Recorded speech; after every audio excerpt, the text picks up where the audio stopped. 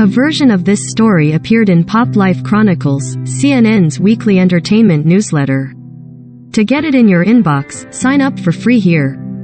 CNN. Now, this is a story all about how an independent filmmaker's life got flipped, turned upside down. And I'd like to take a minute just to write right here, and tell you about how we ended up with a reboot called Bel-Air. No, the lyrics don't exactly match, but I never claimed to be a rapper like Will Smith, who penned the original lyrics, along with his musical partner and BFF DJ, Jazzy Jeff, for the theme song of his hit 1990s NBC sitcom, The Fresh Prince of Bel-Air.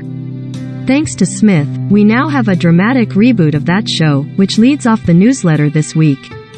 3 things to watch. Bel-Air. From left, Ali Sholotan as Carlton Banks and Jabari Banks as Will Smith are shown in a scene from Bel-Air.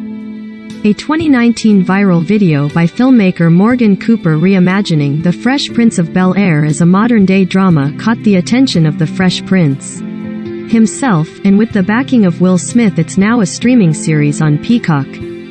It had been eagerly awaited since Smith announced it in 2020, and the whole thing sounds as much of a fairy tale as the premise of the comedy about an inner-city teen from Philadelphia transplanted to live the good life in the wealthy Los Angeles neighborhood. Bel-Air is definitely darker, and having a new Will, played by Jabari Banks, takes some getting used to for those who loved the original. To lighten things up, check out Smith passing the torch to Banks in the coolest way possible here. The Marvelous Mrs. Maisel Season 4.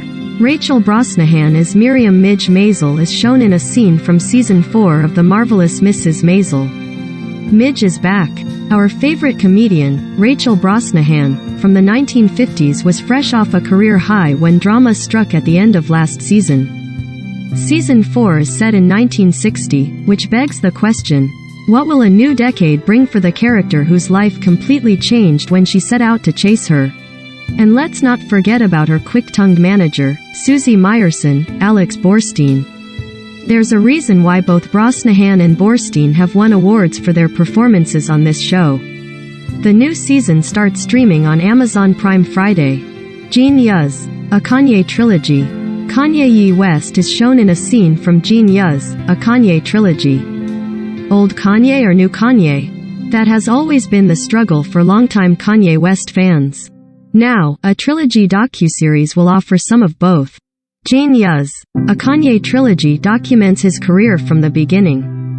West, who now goes by Ye, started out as a producer before becoming a celebrated rapper, fashion mogul, and ultimately a lightning rod for controversy. These days, his personal life is drawing as much attention as his career, but for those who are interested in his journey, there is plenty of material. The first episode of Gene Yuz, a Kanye trilogy drops Wednesday on Netflix, with the following 2 released over the next 2 Wednesdays. 2 things to listen to. Joe Nichols, Good Day for Living. Joe Nichols performs at the Country Thunder Music Festival in Florence, Arizona, on April 8, 2017. New album, new tour. Country artist Joe Nichols has released his 10th studio album and first full-length project in 4 years.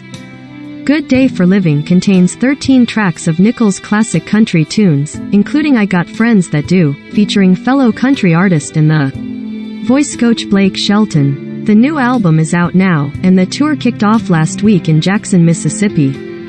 Del McCoury, Almost Proud.